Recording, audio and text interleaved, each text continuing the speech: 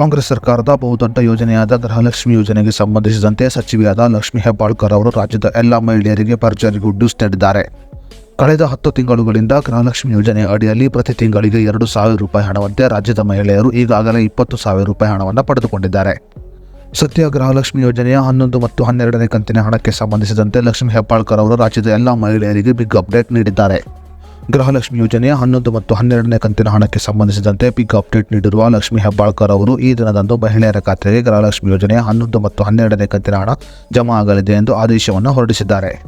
ಗೃಹಲಕ್ಷ್ಮಿ ಯೋಜನೆಯ 11 ಮತ್ತು 12ನೇ ಕಂತಿನ ಹಣ ಎರಡೂ ಒಟ್ಟಾಗಿ ಮಹಿಳೆಯರ ಖಾತೆಗೆ ಜಮಾ ಆಗಲಿದೆ. ಹೌದು, ಈ ತಿಂಗಳಲ್ಲಿ ಗೃಹಲಕ್ಷ್ಮಿ ಯೋಜನೆಯ 4,000 ರೂಪಾಯಿ ಮಹಿಳೆಯರ ಖಾತೆಗೆ ಜಮಾ ಆಗಲಿದೆ. ಹಾಗಾದರೆ ಗೃಹಲಕ್ಷ್ಮಿ ಯೋಜನೆಯ 11 ಮತ್ತು 12ನೇ ಕಂತಿನ ಹಣ ಯಾವ ದಿನಾಂಕದಂದು ಮಹಿಳೆಯರ ಖಾತೆಗೆ ಜಮಾ ಆಗಲಿದೆ ಮತ್ತು ಲಕ್ಷ್ಮೀ ಹೆಬ್ಬಾಳ್ಕರ್ ಅವರು ಮಾಡಿರುವ ಘೋಷಣೆ ಏನು ಅನ್ನೋದರ ಬಗ್ಗೆ ಸಂಪೂರ್ಣ ಮಾಹಿತಿಯನ್ನು ಈ ವಿಡಿಯೋದಲ್ಲಿ ನಾವು ನಿಮಗೆ ತಿಳಿಸಿಕೊಡ್ತೀವಿ.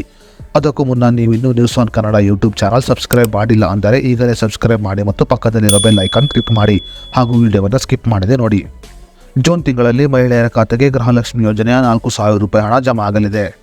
ಹೌದು, ಗೃಹಲಕ್ಷ್ಮಿ ಯೋಜನೆಯ 11 ಮತ್ತು 12ನೇ ಕಂತಿನ ಹಣವಾಗಿ 4,000 ರೂಪಾಯಿ ಹಣ ಮಹಿಳೆಯರ ಖಾತೆಗೆ ಜಮಾ ಆಗಲಿದೆ.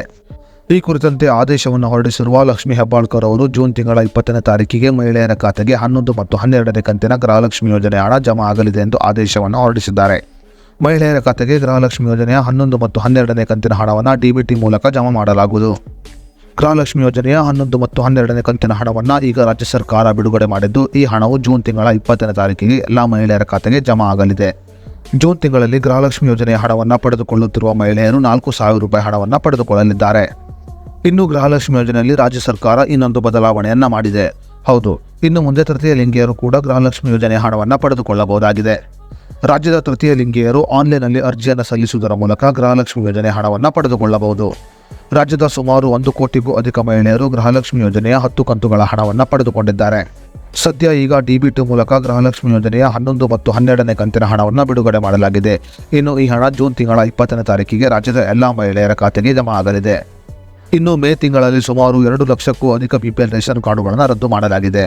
ಯಾವ ಕುಟುಂಬದ ಬಿಪಿಎಲ್ ರೇಷನ್ ಕಾರ್ಡುಗಳು ರದ್ದಾಗಿದೆಯೋ ಅಂತಹ ಕುಟುಂಬದ ಯಜಮಾನಿಯರು ಇನ್ನು ಮುಂದೆ ಗೃಹಲಕ್ಷ್ಮಿ ಯೋಜನೆಯ ಹಣವನ್ನು ಪಡೆದುಕೊಳ್ಳಲು ಸಾಧ್ಯವಿಲ್ಲ.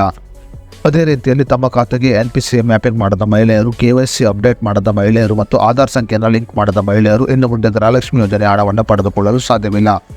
ಮಹಿಳೆಯರು ಡಿಬಿಟಿ ಕರ್ನಾಟಕ ಅಪ್ಲಿಕೇಶನ್ ಅನ್ನು ಇನ್ಸ್ಟಾಲ್ ಮಾಡಿಕೊಳ್ಳುವುದರ ಮೂಲಕ ಗೃಹಲಕ್ಷ್ಮಿ ಯೋಜನೆಯ ಸ್ಟೇಟಸ್ ಅನ್ನು ಸಂಪೂರ್ಣವಾಗಿ ಚೆಕ್ ಮಾಡಿಕೊಳ್ಳಬಹುದು. ಡಿಬಿಟಿ ಕರ್ನಾಟಕ ಅಪ್ಲಿಕೇಶನ್ ಅನ್ನು ಪ್ಲೇಸ್ಟೋರ್ನಲ್ಲಿ ಇನ್ಸ್ಟಾಲ್ ಮಾಡಿಕೊಂಡು ಲಾಗಿನ್ ಮಾಡಬೇಕಾಗುತ್ತದೆ. ಲಾಗಿನ್ ಮಾಡಿದ ನಂತರ ನಿಮ್ಮ ಆಧಾರ್ ಸಂಖ್ಯೆಯನ್ನು ಹಾಕಿ ನೀವು ಗೃಹಲಕ್ಷ್ಮಿ ಯೋಜನೆಯ ಸ್ಟೇಟಸ್ ಅನ್ನು ಚೆಕ್ ಮಾಡಿಕೊಳ್ಳಬಹುದಾಗಿದೆ.